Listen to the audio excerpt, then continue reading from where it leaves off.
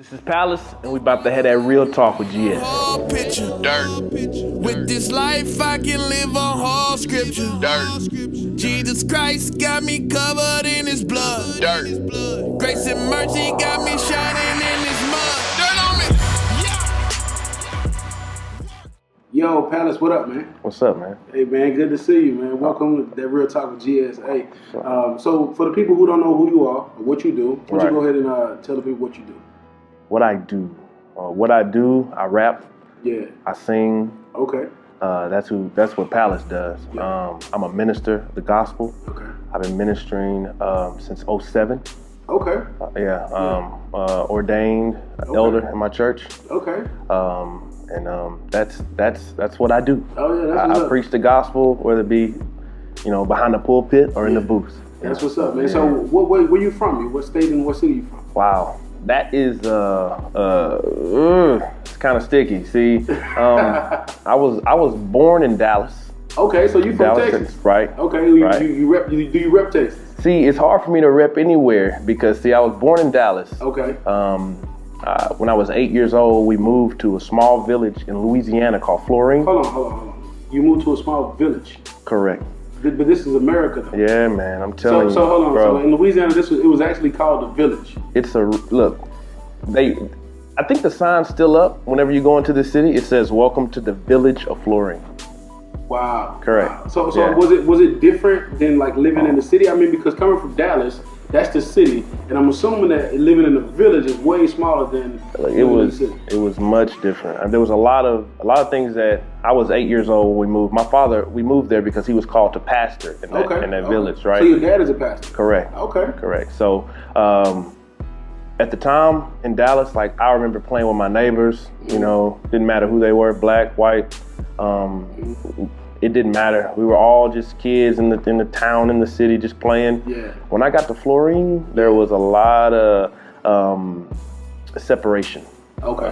So like even I remember going into the cafeteria when I was younger, and I remember seeing like all the white people on one side and all the black people at another table. So how did that affect you coming from, Dallas is a melting pot of different cultures, and then coming to a small town where obviously everybody was kind of segregated? You know what? It kind of opened my eyes really early. I think it helped me mature a little quicker too, because I seen a lot of things that a lot of kids didn't see much quicker than they did. I seen a lot of racially driven arguments, fights. They had songs. I feel like I need more time to explain this. They had songs that were passed around the school. Yeah. On disc, on CD, and I can't even say on camera these words that were on the CDs, but it was like, oh man. Try your best to kind of give us the PG-13 version of it. Ooh, it would say things like, "Old MacDonald had a N-word." Okay. Oh wow. Right. Wow. And that's serious. Right. And how old were you? I was 8, 9. You was 8, 9 years old. Yeah, and we would hear these songs. The kids would laugh about it in school. Oh wow! So this was a normal thing. Well, it happened. Yeah, it happened. Okay, yeah, so you faced racism at a very early age.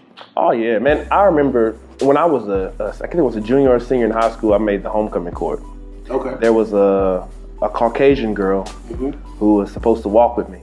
Okay. Her father was at the practice. We were rehearsing, we were walking down, and he seen her walking with me. He stormed down the stairs, shut down the rehearsal. Wow. Got in the principal's face, pulled the principal to the side. We really didn't know what was going on, but we kind of sensed something was weird. After it was over, they came and they told her to get away from me. Yeah. They called the only other black girl that was on the court to come walk with me. Oh wow! Right. So how did you take that at that particular time? At the time, that's what it was. Yeah. I mean, I understood. So you just kind of fell in line. I mean, yeah. I mean, that was the culture of that city, of that village. Yeah. We knew a lot of people were racist. Yeah. So you graduated from that city? Absolutely. I graduated with 20 kids. 20 kids? Yeah, very, very small school. It's a village, very small school. Okay, so from the age of 8 up until when you graduated, how old were you when you graduated? I'm 17. I just turned 18 like a couple of days before graduation. So you spent quite a bit of time out there. Oh, and yeah. You went through this every single year of your life while you were there? Yeah. See, our parents, though, like I said, my father was a pastor, so like he kind of kept us kind of guarded. Yeah. So like even when I was asked to go over people's house, you know, as a kid, because my father, he knew about how the city was. I couldn't go everywhere. There's only certain places I could go. I only remember going over 2 guys' house that were Caucasian. Yeah.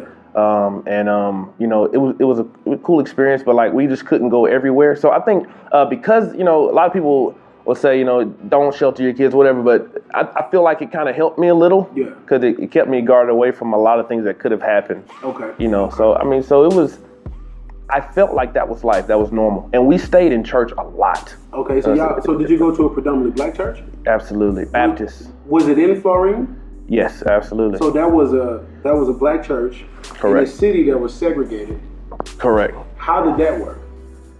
It was cool. I'm gonna tell you something about my pop too. I know this interview is not about him, but he's one of the first pastors in that area that actually went into a Caucasian church, and he's like, I think 2 or 3 churches. He's the first black man that preached in their pulpit. Okay. So like he's breaking barriers, you know. Okay. So like it's getting better. Yeah. You know, but just when I was younger and I was there, I mean, we seen a lot of different things, man. So when you graduated from that high school, did you stay there? Absolutely not.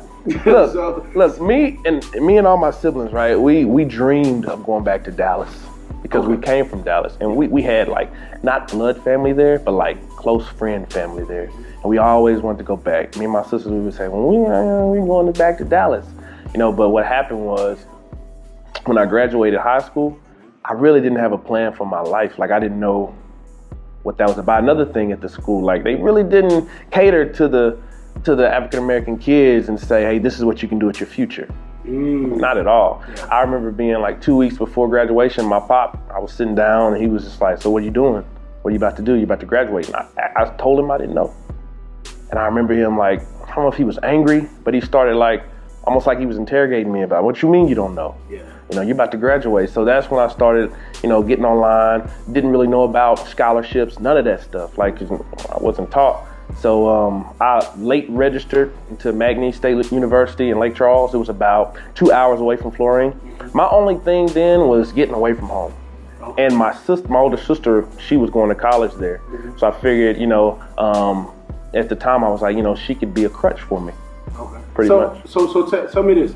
So moving from Dallas, being born in Dallas, moving from there to Florine, the village of Florine, did that somehow shape the kind of music that you make today? Oh man, some of those experiences, at least. I wouldn't say those experiences shape the music. I think it does because it shapes who I am. But you know, so the answer would be yes, but it's not as much as you would think. Okay. You know what I'm saying? Like not as much as you would think.